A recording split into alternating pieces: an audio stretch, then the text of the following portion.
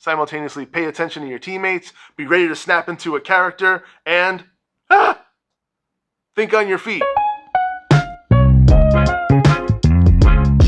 Hey, welcome back to Question Everything. I'm Law Torello. Once a week, I'm going to take any of the questions that you send me as a DM, and I'll answer them right here. Just remember, when you send me a message that's a question, just put inside the message whether or not it's okay that I tell people who asked it. Some people would like to ask anonymous questions, and that's fine, so just let me know. All right, the questions this week come from a few of my new students and just some other people who are tuning in, so that's pretty cool. Thanks for that.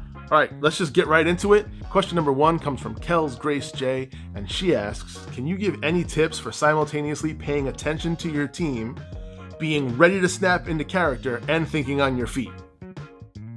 All right, let's break this down. Paying attention sounds like something you have to do, like something a teacher would tell you. Pay attention! And you're like, oh shoot, whatever I was just doing wasn't good. And it's usually because we were like daydreaming or something like that.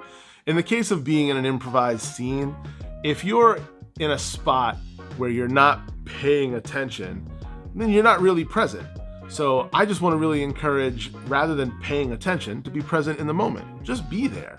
Be right there, experiencing everything you're experiencing. Now, remember, no matter what, this is acting. If you're a character in a scene, you just have to fully embody who that person is. Answer questions the way they would answer questions. React to things to the best of your imagination the way they would react to things. So as an improviser, the easiest answer to this is try to not overthink it, listen as effectively as possible, and stay present in the moment. Question number 2, do you have any advice on interrupting or talking over your scene partners?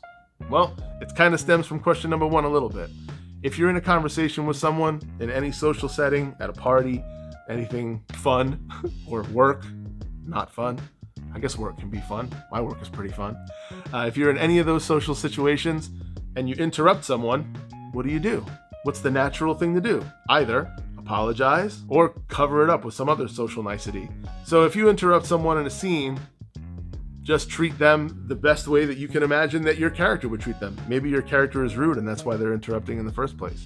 So the thing to do there is be who that person is and just steamroll the situation. But if you find that you've just interrupted someone accidentally just because you're excited in that moment or you're just being who you are in that scene, just apologize and move forward. Focus on what they're saying, give them a little bit of room and give them the stage, and then you'll have your chance. So if you make a mistake, apologize for it and move on. And question number 3, a little bit related, say you're in the middle of an improv performance and you didn't hear what your scene partner just said. Can you give some ways to handle communication breakdowns so that you can avoid the performance completely derailing? Okay, there's a lot going on here. But again, I just want to reiterate, anything that happens to you in real life can happen to your character in an improvised scene. So if you didn't hear someone, just tell them that. As your character, whoever that is, if it's Darth Vader or if it's Mother Teresa, just say, hey, sorry, didn't catch the last thing you said. And if it's a group scene and you didn't hear what somebody said because everybody's talking, just say as your character, hey, everybody shut up, I'm trying to hear what Mother Teresa's trying to say over here. I'm not sure if Mother Teresa hung out with people who would react like that. Just give Mother Teresa a little bit of room to just say what she's got to say. So I hope that helps. Remember, just stay present in the moment and be as honest as you can at all times. For what it's worth for me, improvisation is acting. The best acting is reacting. And if you're reacting honestly, you're improvising, in life or on stage.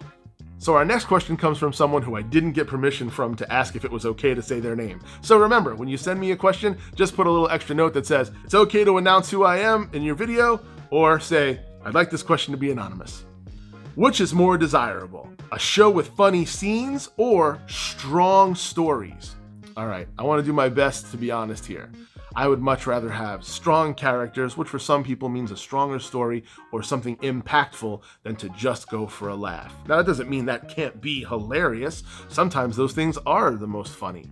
But I do want to say that if you're going for the joke, in other words, if you're just going for what's funny, you might miss out on some really great stuff in your improvised scene. It's been my experience that I found audiences have responded with laughter to stories and characters that have depth. But again, just my opinion, I would really love for people to not worry about being funny and find the honesty in what it is that they're doing. All right, my last question for this week's Q&A comes from Rozzy102018, and he said, hey, I don't live in Chicago. How can I learn or practice improv?